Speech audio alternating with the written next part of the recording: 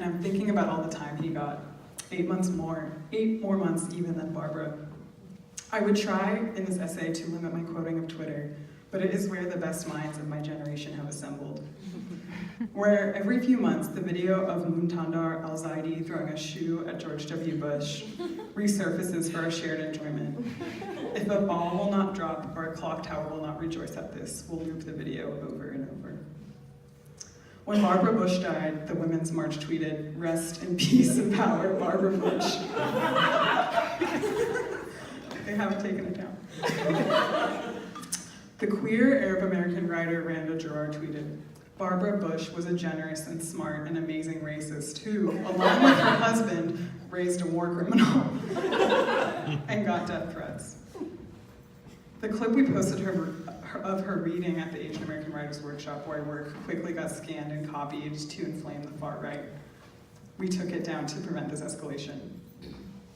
The president of Fresno State, where Jarrar has tenure, tepidly defended her, claiming that Jarrar had spoken as a private citizen, but her words were obviously contrary to the core values of our university. In some cases, it was an issue of free speech, and in other occasions, not quite. Beyond free speech. This was disrespectful. No critic of American empire, and an Arab woman no less, gets to be a private citizen, and so many citizens don't really get to be citizens.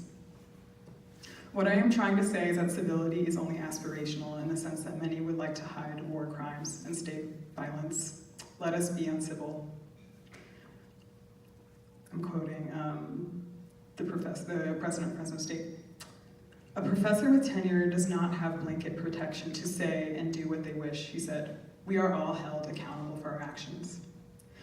The university lowered their flag to half-mast, and Jarrar went on leave for a semester.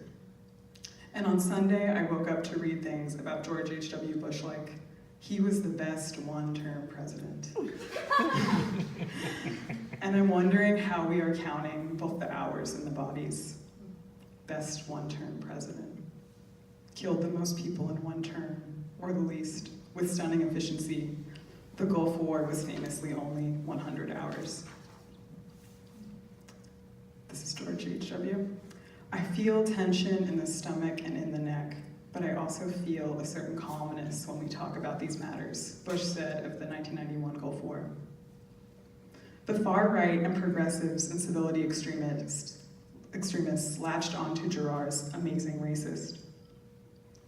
I'd like to think they were so angry to discover the glee of refusal and how good that feels, and its potential for contagion.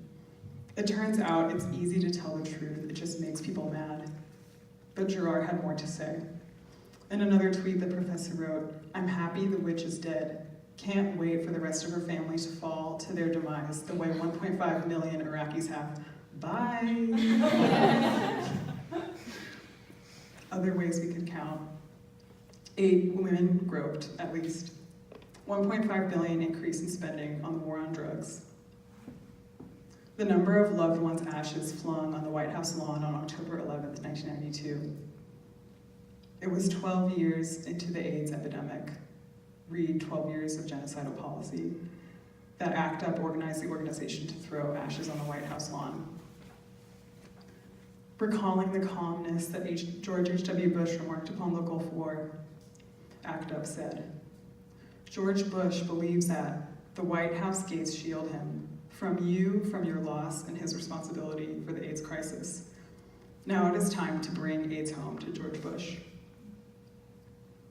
I am writing because I am angry that George H.W. Bush got to live as long as he did.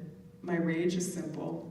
And I am angry because the world makes me envious of time and how it becomes hoarded like a luxury. I want to be alive, but I hold longevity in contempt because our enemies appear to control our bodies and also time. We cannot recover the bodies, but we can say amazing racist and mean it. And what will we call this uncertain time that we have? From 1987 to 89, Felix Gonzalez Torres worked on a series called Untitled, Perfect Lovers. Perfect Lovers. 2 standard issue battery-operated wall clocks next to each other in sync, telling the same time. Commercial, mechanical, wedded to standard time, yet why are they touching? Gonzalez-Torres made the work and created it shortly after his partner was diagnosed with AIDS. He wrote a short piece with a drawing of the two clocks in blue ink on the top of the page. Lovers, 1988. Don't be afraid of the clocks. They are our time. Time has been generous to us. We imprinted time with the sweet taste of victory. We conquered fate by meeting at a certain time, all caps, in a certain space. We are a product of the time. Therefore, we give back credit where it is due. Time. We are synchronized now and forever. I love you.